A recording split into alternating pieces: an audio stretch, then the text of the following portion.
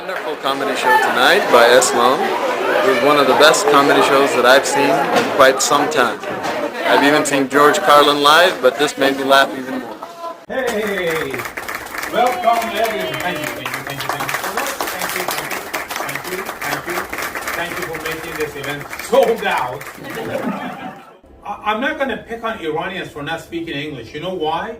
Because they don't learn English, not that they don't want to. They're told every year by the opposition, we're going back to Iran. So why do we need to learn English? So that's why they speak like this. I don't know if you've noticed or not, Ozzy, you might remember. I used to be heavier, right? Yeah. Do you remember? Yeah, recently. Come on, you're my future ex-wife. You should know this. No, I've lost about 62 pounds actually. Yeah, but initially you were much slimmer. She says you were slim. Oh, that's when we're going out. Now I'm married to somebody else. Is she your ex? No, My future ex-wife. No, I'm not. No, she's my future Yes, ex-wife. yes, you don't believe After I divorce my wife, Future I'm going to ex. marry her for her money. I'm going to marry her for her money, then I'm going to divorce her. Wow. You know, my name might be Esam. When it comes to money, I'm Moses. Thank you very much. Oh, wow. So, before I used to have a six-pack, but now, as you can see, it's an airbag. I was going to a 7-Eleven about a month ago, and I saw this guy sitting there like this, holding a sign saying, "I have 8 kids. Anything would help." So the kindness of my being a kind human, I went into 7-Eleven, I bought my lotto tickets, and I bought him a 6-pack, and I brought it to him. And then he goes, "What the hell is this?" And I said, "You said anything would help." He goes, "Yeah. This is condoms." And I said, "Yeah, 6-pack of condoms so you don't have more children." Very good. You said anything would help. So being an Iranian, having the name Islam, and being born Muslim, you can imagine what it's like at the airport for me. The only place they don't search is right here. And one time they did, and they were asking me to remove my clothes, and I said, "Why?" I said, "Don't argue." And I said, "Bend over." I said, "You're not going to find Osama bin Laden in there." Seriously. So what happened? Handcuffed, and I got interviewed. I remember I was giving a tour of Los Angeles to my friends from other states, and we were going by Vine and Hollywood Boulevard. There's this Christian group holding signs trying to convert you at the corner of Hollywood in the worst place. And then a black guy tells me, "Yo, my man." I was like, "What the?"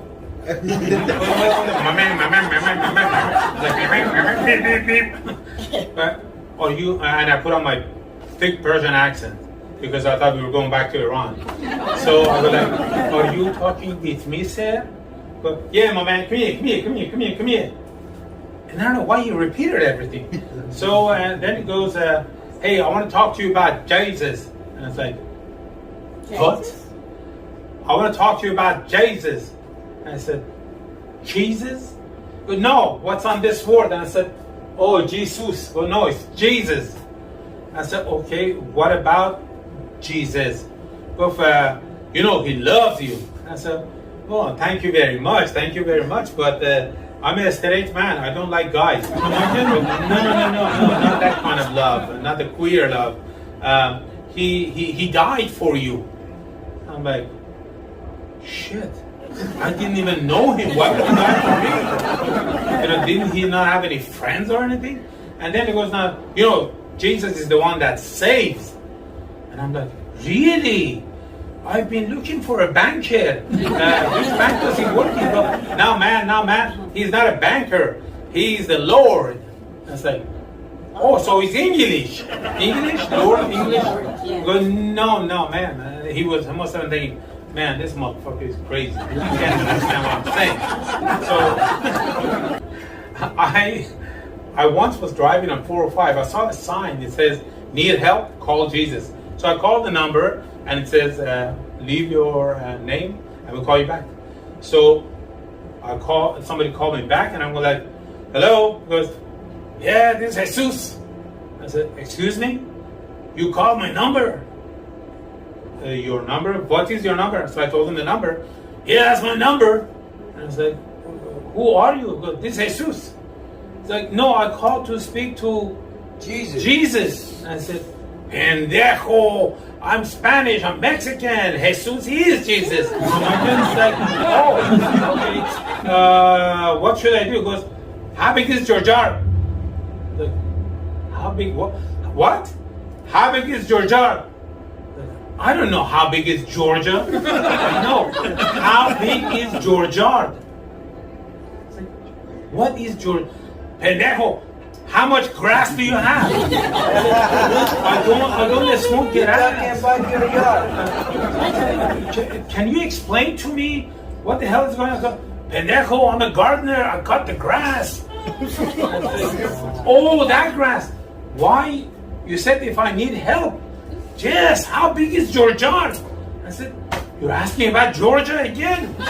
Where did you learn English? I was like, oh, I'm sorry. I learned in Westwood. I remember when I was in college, there was this born-again Christian preacher at the corner.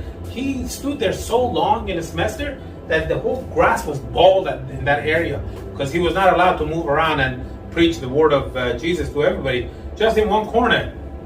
Have you noticed the whole show is becoming about Jesus? And my name is Islam. Oh, by the way, we have an audience member here tonight. What is your name, sir? Say it loud so I can hear you. Ali Khamenei Pur. Ali Khamenei Pur. And the comedian is Islam. Ladies and gentlemen, you're fucked tonight. Imagine. Why imagine we can do it? Sorry, I'm not gay. I'm not gay. I didn't mean to do that. My boyfriend is though. Anyway. So no, I've known her for a long time, so we joke a lot. That's why she's like a second wife. Except for the sex part, she's my second wife. I love her. She is. So this preacher guy, he would come to me and say like, hey, can I talk to you about Jesus? And I said, who's that? He goes, he's the one who saves. They all have the same line. I said, okay, what does he save? He goes, you. And I said, I'm not swimming, I'm not drowning. Why do he need to save me? He goes, you see, you have to believe in him. And I said, like, why? He goes, if you believe in Jesus, you go to heaven. Like, and if you don't, well, you go to hell. I said, well, that's okay, sir. I come from Iran. Iran is in hell. So it's home. No big deal. No big deal at all. Thank you. We were blessed to have Islam Shams come and make it a wonderful evening. He brought his game. He brought his just talent. He got the giggles out of everybody. Yeah, he got the giggles out of everybody, and you know we were really happy to see him. And for your next gig, I definitely recommend having Islam Shams. We won the Academy Award in 2006 that you were just telling your friends, and Persian media was all over me. They wanted to interview me. People want to take a picture with me as I'm about to eat my chili kebab in a restaurant, and they're like, hi, Mr. Shams, can we take a picture with you? And I'm like, oh, okay, I put it down. And you know, nothing comes between me and my chili kebab. But I had to get up because I didn't want to. Whatever the food was there in front of me, I don't remember the menu. Were you there? Do you remember that night? Were we on a date? We were? Man, I have vague memory of it. What was I wearing? Was I wearing anything? Or was I naked? No? My pants are... Anyway, so one day, you know, when you're an actor, these people approach you and go like, I want to take a picture, I want to take a picture. You start thinking you're some hot shit or something. And I was no exception to that.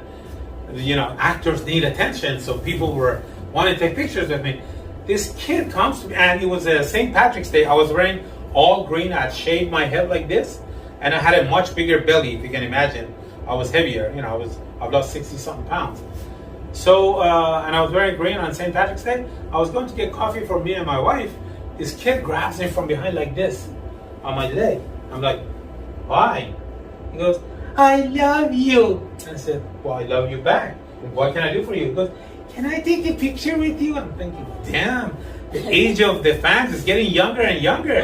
So we took 5 pictures, and I said, so can I have one of them? He goes, I don't know. And I said, well, you want one? We took 5 pictures.